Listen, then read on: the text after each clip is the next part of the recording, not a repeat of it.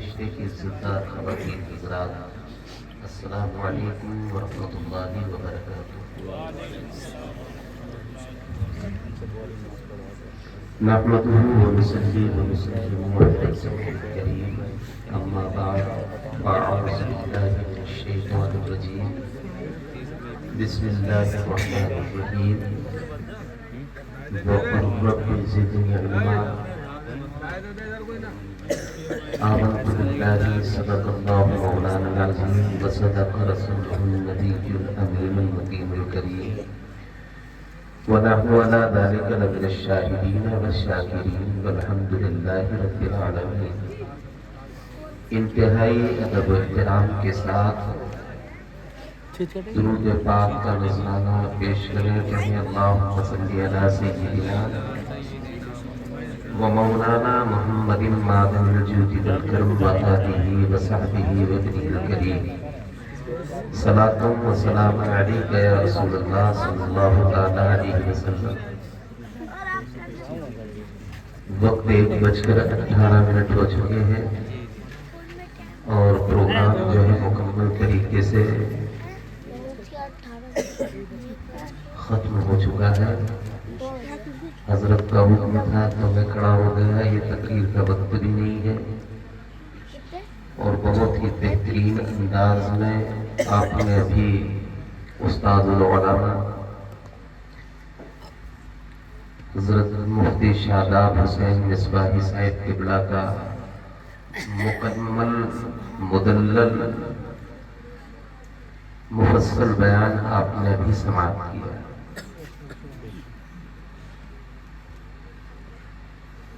وقت جو ہے اس وقت نیند کا غلبہ بھی آپ لوگوں پر طاری ہے۔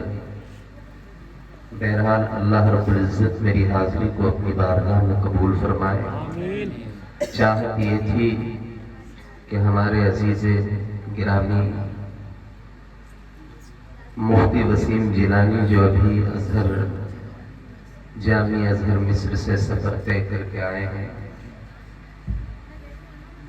وہ کچھ بیان کریں اور ہم سماعت کریں، کیونکہ کبھی کبھی اس میں ملتا ہے۔ اور سب سے بڑی خوشی کی بات یہ ہے کہ نہ یہاں ادارہ ہے نہ کوئی مدرسہ ہے۔ حالات ایسے بن چکے ہیں آپ اور ہم سب لوگوں کی وجہ سے کہ جو دینی ادارے ہیں وہاں سے تعلیم کا معاملہ جو ہے کمزور، اور کچھ جگہ پر تو تعلیم کا معاملہ ختم ہی ہو چکا ہے۔ اس کی وجہ یہ ہے کہ ہم لوگ دین سے دور اور ہماری ذہنیت جو ہے دنیاوی معاملات میں زیادہ جو ہے بڑھ چڑھ کر کے حصہ لے رہے ہیں۔ میں مبارکباد دیتا ہوں جناب قاری عبدالقیوم صاحب کو کہ انہوں نے مسجد میں امامت کے ساتھ ساتھ 2 دین کے سپاہی قوم کے لیے تیار کیے۔ اللہ ان بچوں کی عمر میں بھی برکت عطا فرمائے، ساتھ ہی ساتھ ان کے استاد جناب قاری عبدالقیوم صاحب کی عمر میں بھی اللہ رب العزت بے پناہ برکت عطا فرمائے، اور اس کا ثمرہ دنیا اور آخرت میں اللہ رب العزت بہتر سے بہتر عطا فرمائے۔ حافظ قرآن بنانا یہ کمال کی بات بھی ہے، اور جس انداز میں ہم لوگ حافظ قرآن بناتے ہیں تو یہ کمال کی بات نہیں ہے۔ حافظ قرآن بنانے کے بعد جس عزت کے ساتھ ان کے سروں پر ہم لوگ تاج دیکھتے ہوئے خوش ہوتے ہیں، جس عزت کے ساتھ ہم ان کے سروں پر تاج دستار بندی کا بنتے ہوئے دیکھتے ہیں اور خوشی اور مسرت و شادمانی کا اظہار کرتے ہیں، اس کے ساتھ اگر یہ مسرت اور شادمانی اور یہ خوشی اگر یہ مکمل طریقے سے یہ چلتی ہی رہے تب کمال ہے۔ حافظ قرآن انہوں نے حفظ مکمل کیا ابھی ہار ڈالے اس کے بعد میں ہم نے عزتیں دینا بند کر دی۔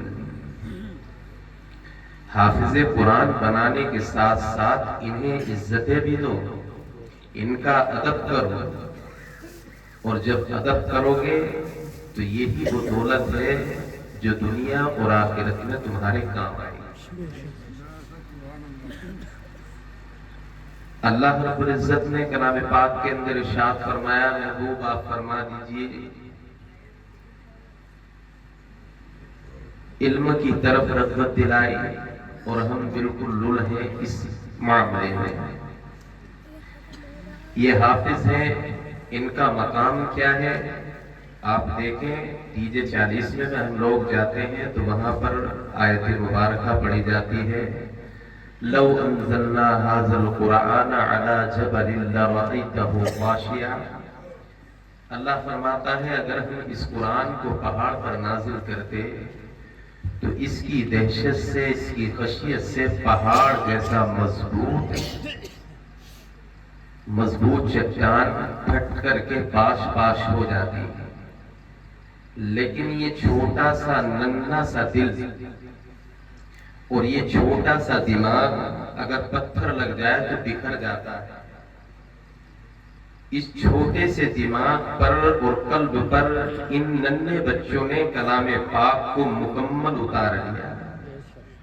ایک طرف پہاڑ کلام پاک کو برداشت نہیں کر پاتا، رب فرماتا ہے ایک طرف ان بچوں نے کلام پاک جیسی عظیم طاہر کتاب کو اپنے سینے میں، اپنے دل میں محفوظ کر دیا۔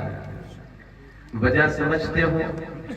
آگے چل کے انہی کے تعلق سے اللہ کے رسول نے فرمایا، العلماء ورثۃ الانبیاء، علماء انبیاء کے وارثین ہیں۔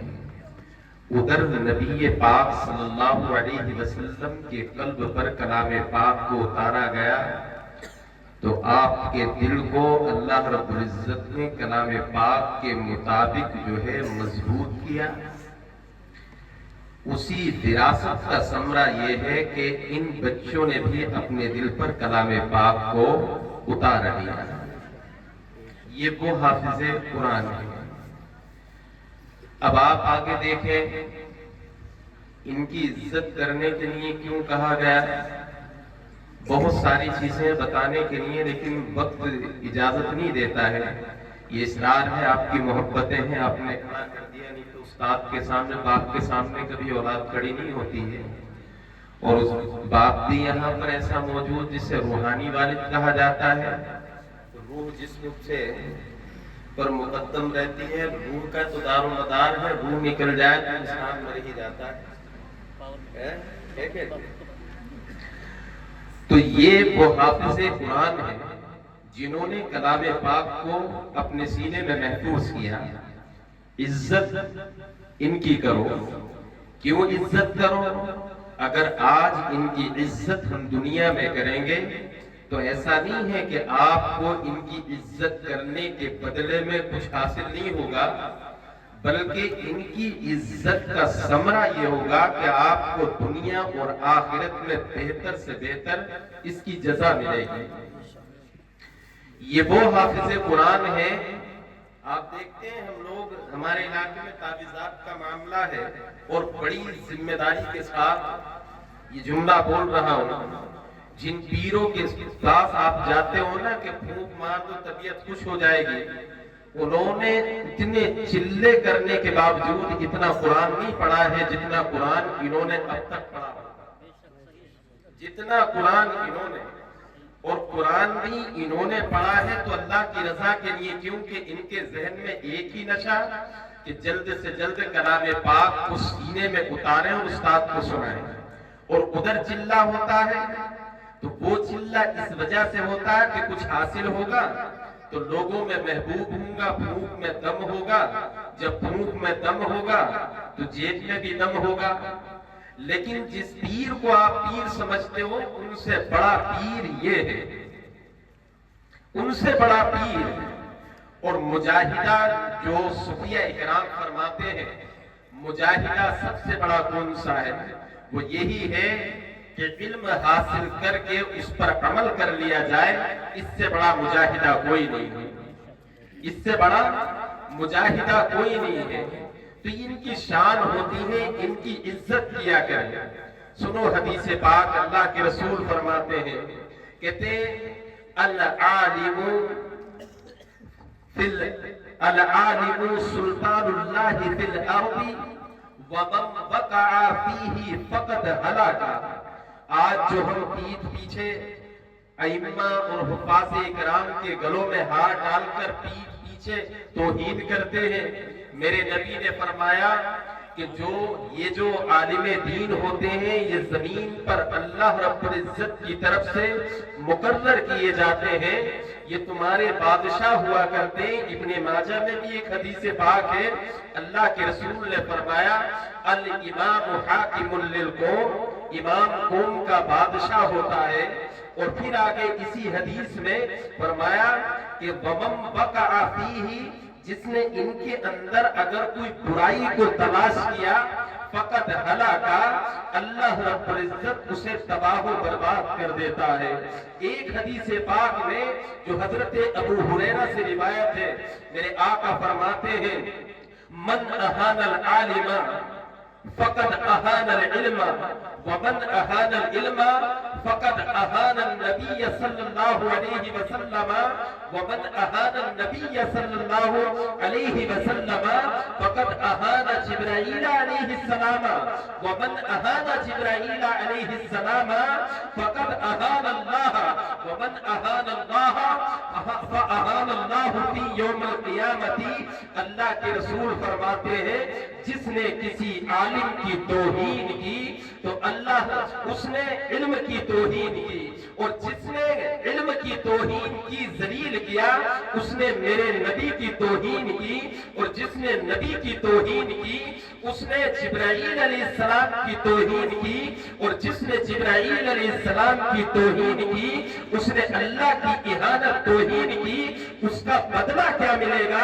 دنیا میں کچھ ملے یا نہ ملے، اللہ کے رسول فرماتے ہیں ایسے شخص کو اللہ رب العزت قیامت کے دن رسوا و ذلیل کرے گا۔ یہ دنیاوی ذلت کیا ذلت ہے، تھوڑی دیر کی بات ہے، توبہ تلہ دنیا میں ہے، مرنے کے بعد توبہ کا کوئی وجود نہیں ہے، مرنے کے بعد یا تو سزا ہے یا جزا ہے۔ دنیا کے اندر توبہ بھی ہے، لیکن اللہ نے قیامت کے میدان میں اگر تمہیں ذلیل کر دیا تو کیا منہ دکھاؤ گے؟ تمہاری آخرت تباہ ہو جائے گی۔ کون سی جس جنت کی بات کرتے ہو تمہیں جنت کی خوشبو بھی نہیں ملے گی۔ چند لقمے آپ کھلا دیتے ہو کہ ہم نے طالب علم کو کھانا کھلایا، بڑا احسان کیا ہے، تمہاری میری حیثیت ہی کیا ہے؟ میرے نبی نے فرمایا من طلب العلم تکفل اللہ لہ برزقہ، جو علم دین کو حاصل کرتا ہے اس کی کفالت خود اللہ رب العزت لے لیا کرتا ہے۔ یہی وہ حافظ قرآن ہے جنہوں نے قدم قدم پر تمہاری دنیا اور آخرت کی حفاظت کی ہے۔ یہی وہ عالم دین ہے جن سے تم آج وابستہ نہیں ہو، جن سے دور تم رہتے ہو۔ علماء کی انجمن کو دیکھا دور بھاگنے لگے، علماء نے آواز دیا دور بھاگنے لگے، علم کی بات آئے تو تم نے درگزر فرما دی۔ اگر تمہیں کوئی مسئلہ بتایا گیا تو تم عالموں کے دشمن ہو گئے۔ یاد رکھنا تمہیں غسل کے فرائض معلوم نہیں ہے، تمہیں وضو کے فرائض معلوم نہیں ہے، تمہارے جو دسترخوان پر لقمے آتے ہیں ان میں برکتیں ان علماء کی دین ہے، ان علماء کی دی ہوئی ہے۔ اللہ کے رسول فرماتے ہیں ان العالم یستغفر لہ من فی السماوات ومن فی الارض والحیتان فی جوف الماء، یعنی اللہ کے رسول فرماتے ہیں عالم وہ ہے کہ جس کے لیے دعا استغفار کون کون کرتا ہے، کون کون؟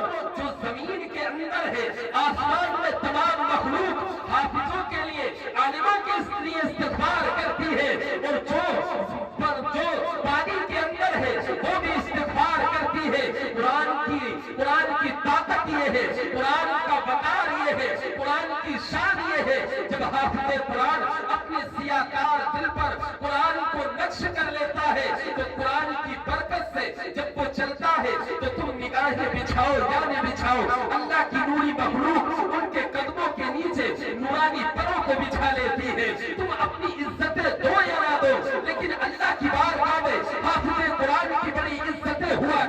ہیں تم ان کا ادب کرو یا نہ کرو، لیکن علماء کا ادب کرنے والا فرشتوں کی جماعت ہوا کرتی ہے۔ کون عالم ہے ایمان اور عقیدے کو بچانے والا اگر کوئی ہے تو دنیا میں یہی علماء کی جماعت ہے۔ اگر تمہارے اندر بدعقیدیت کو پھیلنے سے روکنے کے لیے اگر کوئی ڈاکٹر کے کھڑا ہے تو یہی علماء ہے جن سے تم نفرتیں کرتے ہو، جن سے تم جو ہے دوری بناتے ہو۔ جب بات آتی ہے تمہارے عقائد کی، جب بات آتی ہے تمہارے نظریات کی، جب بات آتی ہے تمہارے اندر علمی لیاقت کی، جب بات آتی ہے توحید باری تعالیٰ کی، تو ہر میدان میں یہی علماء ہے جو نبی کے سچے وارثین بن کر، میرے نبی کے سچے وارثین بن کر ایمان کی سرحدوں پر اللہ کے رسول کی شریعت کی حفاظت کرنے کے لیے محافظ بن کر کے کھڑے ہوتے ہیں۔ اگر کوئی بھی بدعقیدہ آ جائے تو نبی کے دین سے دفاع کرتے ہیں، اگر کوئی بھی آ کر میرے نبی کی شان میں گستاخی کرے تو اللہ کے رسول کی حدیث کے مطابق اس کا دفاع کرتے ہیں، چاہے کسی قوم کا ہو، چاہے بدعقیدوں میں، چاہے چکرالوی ہو، چاہے رافضی ہو، چاہے خارجی ہو، چاہے دیوبندی ہو، چاہے مودودی ہو۔ یہی علماء ہے جو تمہارا ایمان بھی بچاتے ہیں، تمہارا ایمان بھی بچاتے ہیں، اور اپنی زبان سے ڈنڈے کی چوٹ پر امام احمد رضا کا عقیدہ بیان کرتے ہیں اور زمانے سے کہتے ہیں کہ کے رضا ہے بچے خوکار پر کمال آغاز کے تو خیر بنائے نا۔ نعرہ تکبیر، نعرہ رسالت، مسلک اعلیٰ حضرت، عشق محبت، عشق محبت، جشن دستار بندی، نعرہ تکبیر، نعرہ رسالت۔ یہ علماء کی جماعت ہے، یہ مولانا وسیم صاحب ہیں، مولانا اویس مصباحی صاحب ہیں۔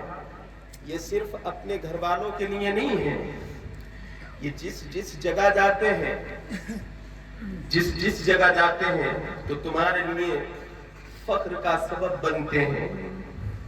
اور اللہ کے رسول نے فرمایا کہ علماء کی صحبت اختیار کیا کرو، لیکن ہم نے عالموں سے دوری بنا رکھی ہے۔ یہ ایسے علماء جا کر کے دیکھو، یہ حافظ قرآن 2 سور تھے، 27 دن ہو گئے مجھے نماز جنازہ کی نیت یاد کراتے ہوئے، 70 سال کے، یہ کہہ رہے ہیں کہ حضرت تمہارے پاس کھڑے ہو جائیں گے، تم ہی بتا دیو۔ کہنی نہیں یار، 27 دن سے نماز جنازہ کی نیت یاد نہیں ہو رہی۔ یہ اتنی محنتیں کرتے ہیں، تم سوتے ہو، یہ رب کے کلام کی تلاوت کرتے ہیں۔ اور اللہ قرآن میں فرماتا ہے اقم الصلاۃ لدلوک الشمس اذا غسق اللیل وقرآن الفجر ان قرآن الفجر کان مشہودا۔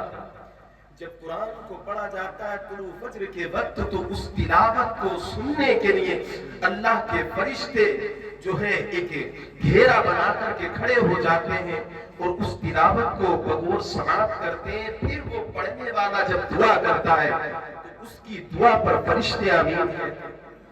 ہمارے گھروں میں تلاوت نہیں ہوتی ہے، ان تلاوتوں کے لیے یہ کرتے ہیں، یہ دعا کرتے ہیں، اللہ کے فرشتے ان کے لیے آمین کہتے ہیں، تو تمہارے گھروں میں برکت ہوتی ہے۔ تو علماء سے محبت کرنے والے بنو، علماء سے محبت کرو گے، یہ وہی دولت ہے۔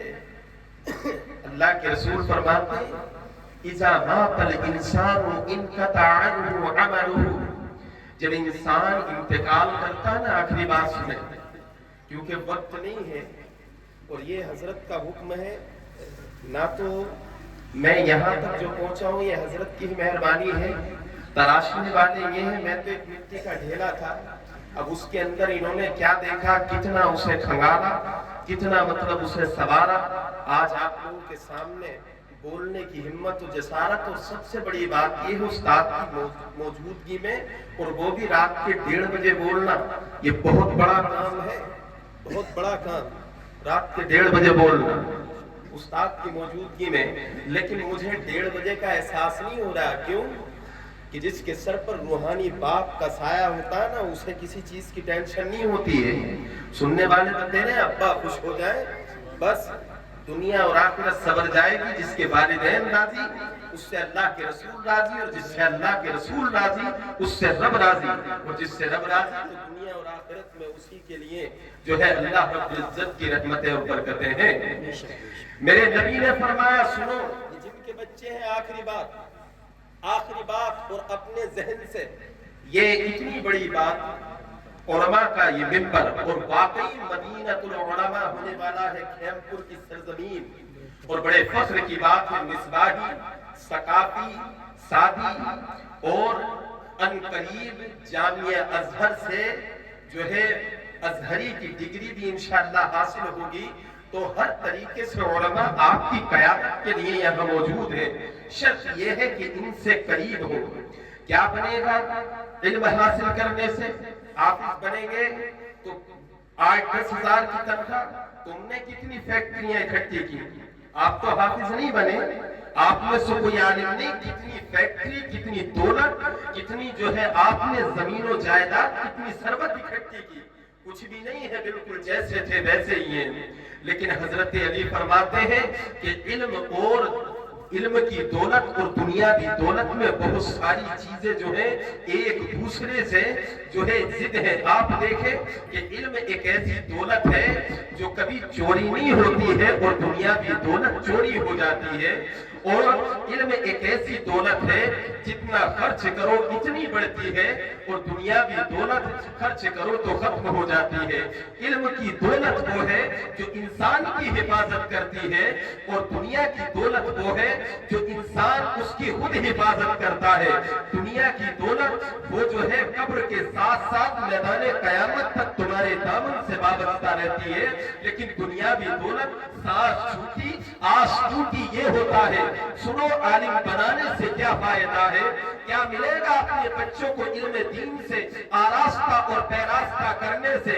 کیا ملے گا جیسے ہم علماء کے دامن پکڑ پکڑ کر کے پیچھے سے بغض و کینہ میں، برائیوں میں اپنی زندگی میں مبتلا ہو چکے ہیں؟ فلاں امام کا ایک پنچا اونچا ہے، کاش ہمارا بچہ بھی حافظ بنے گا تو کل کو ہمارے بچے کے بھی لوگ اسی طریقے سے تان و تشریح کریں گے۔ جس طریقے سے تم قوم کے امام کی برائیاں کرتے ہو، تمہارے ذہن اور عقل میں یہی بات ہے کہ اگر ہم اپنے بچے کو حافظ بنائیں گے تو جس طریقے سے چوراہوں پر ہم علماء کی اہانت کرتے ہیں، علماء کو رسوا کرتے ہیں، کل کو میرا بیٹا امام بنے گا تو کل کو میرے بیٹے کو بھی چوراہوں پر لوگ رسوا کریں گے۔ لیکن یاد رکھنا، تمہاری رسوائی سے کچھ ہونے والا نہیں ہے، ایک مدت تک تمہاری رسوائی ہے، لیکن جب اللہ عزتیں دینے پر آتا ہے، وَتُعِزُّ مَن تَشَاءُ وَتُذِلُّ مَن تَشَاءُ، جب عزت دیتا ہے میرا رب تو دنیا میں بھی عزتیں دیتا ہے، آخرت میں بھی عزتیں دیتا ہے۔ یاد رکھو، دنیا کی دولت ایک وقت تک محدود ہے، جس کا ایک وقار تب تک ہے جب تک زندگی ہے، جب تک تمہاری جسم کے اندر سانسیں ہے، دنیا کی دولت ہے۔ لیکن علم کیا چیز ہے؟ میرے نبی فرماتے ہیں، کیا بات ہے، اللہ کے رسول نے کیا ہی بہتر فرمایا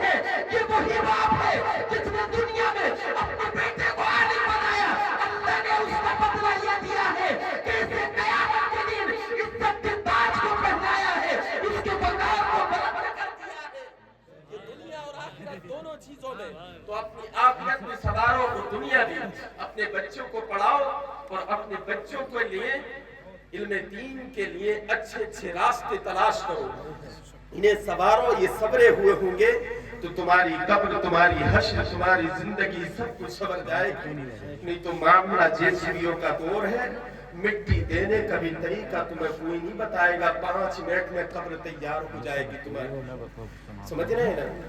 تو علم دین سکھاؤ، اور جب علم دین سکھاؤ تو یہ سمجھ کر کے عزت کیا کرو کہ یہ بھی ہمارا بیٹا ہے، کیونکہ یہ چلتا ہے تو اس کی اللہ رب العزت اس کے چلنے سے تمہارے گھروں پر بھی برکتیں نازل کرتا ہے۔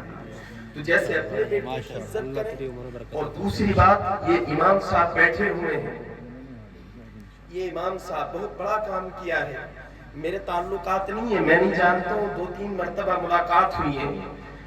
انہوں نے جب مجھے کہا کہ حضرت اپنی یہاں دستار بندی ہے، تو میں نے ان سے تھوڑا سا الگ انداز میں بات کی، کہا پروگرام ہے الگ انداز میں۔ انہوں نے کہا 2 بچے تیار کیے ہیں، ایک لفظ میں نے یہ نہیں کہا کہ مجھے کہیں جانا ہے، میں نے ترنت یہ کہا کہ حضرت میں آؤں گا اور انشاءاللہ وقت سے لے کر آخری وقت تک تمہارے ساتھ رہوں گا۔ کیوں کہ انہوں نے 2 حافظوں کو تیار کیا، لیکن اتنی محنت کرنے کے باوجود بستی میں جتنی محنت ہم کرتے ہیں نا، جو سوارنا چاہتے ہیں ہم کھیم پور کو، جو باہر کے لوگ آ کر کے دیکھیں کہ واقعی کھیم پور میں علماء ہیں تو ان کی سننے والے بھی ہیں، وہ چیز میں نے نہیں دیکھی۔ میرے یہ نذرانے سے کوئی فائدہ نہیں ہوگا، کیونکہ میں نے بچوں کو حافظ نہیں بنایا۔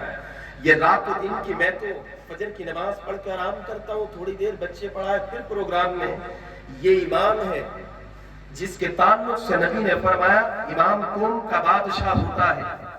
اس بادشاہ نے فجر کی نماز سے پہلے اٹھ کر سردی کی راتوں میں ان بچوں کو اپنی محنت سے تراشا، لیکن تراشنے کی، جیسے مفتی شاداب صاحب نے کہا کہ ہم لوگ جو ہیں چمتکار کو نمسکار ہے، فجر میں تم نماز پڑھنے نہیں آتے ہو تو امام صاحب کی محنت کیا دیکھو گے، لیکن محنت کا کوئی بھی اثر میں نے نہیں دیکھا۔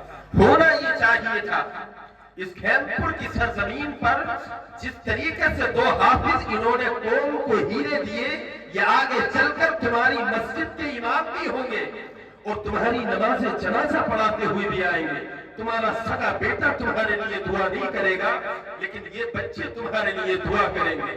تو یہ جو سوارنے والا جس نے محنت کی، ہونا یہ چاہیے تھا کہ جناب عالم کو نذرانہ ہوتا یا نہیں ہوتا، لیکن ہر ایک داد و تحسین پر قوم کے امام قاری عبدالقیوم کے لیے نذرانہ ہونا چاہیے تھا، تاکہ مثال بنتی اور ہر پڑھانے والے کے دل میں یہ جذبات پیدا ہوتے کہ واقعی حافظ قرآن بنانے والوں کے لیے اللہ نے دنیا میں بھی انعام رکھا ہے اور آخرت میں بھی انعام رکھا ہے۔